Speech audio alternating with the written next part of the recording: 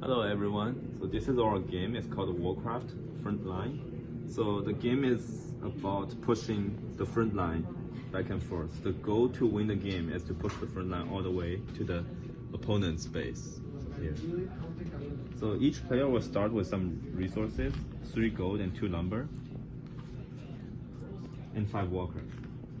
So player each turn can allocate the walkers to the source area.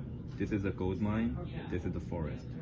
So if I place 3 walkers in the gold mine and 2 in the forest, that means next turn my income will be 3 gold and 2 lumber.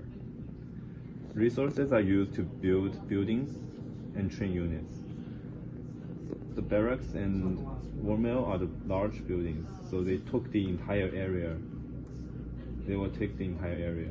And the towers or the burrows or farm for the human are the small structures, so it only took half of this area. So each area can have 2 small structures or 1 big structure. So units are trained from barracks, the combat units. On the unit card, it will indicate combat force and cost and how much turn it will take. So the raider will take 3 turns. So just place it here. And for every turn, just push this forward. And by the time it reaches here, it means the unit's finished. So you can place it in the combat field. And you can calculate the combat force by adding all the numbers on the right side. 5, 4, 5, 2. If we add them up, we'll have 16. And the enemy will have 2 plus 4 plus 7. So that makes 13. So mine is bigger than his. So I get to push the front line forward. It depends on the difference.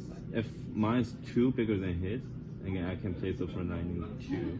If my combat force is much greater, let's say 24 or above, I push the line all the way here. So that ends the game.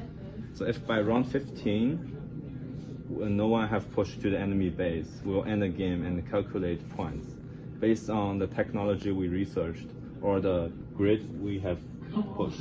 So each grid will reward some points. So technologies are researched from war mill or blacksmith. Also, it will indicate cost in the round. Similar to the units, it will just take turn, we just push forward.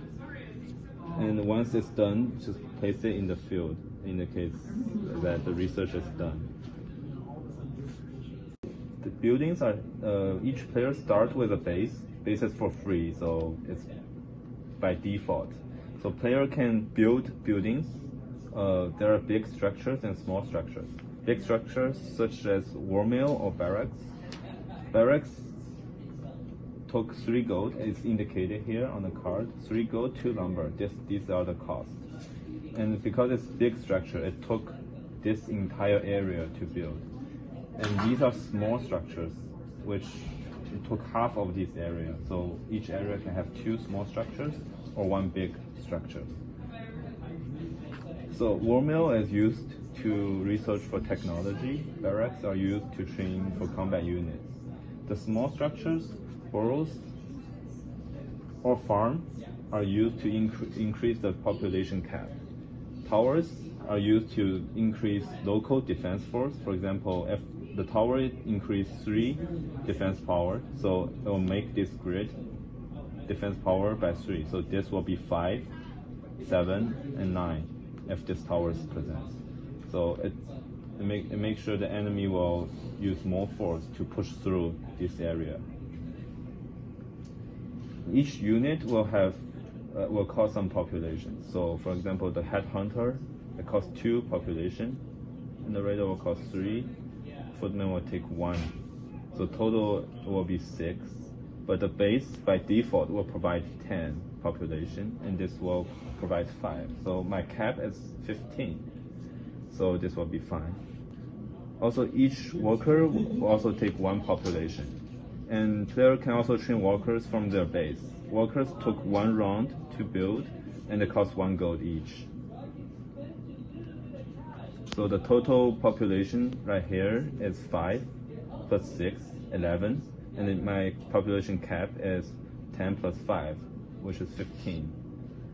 So because I am under population caps, I can continue training for more units or workers.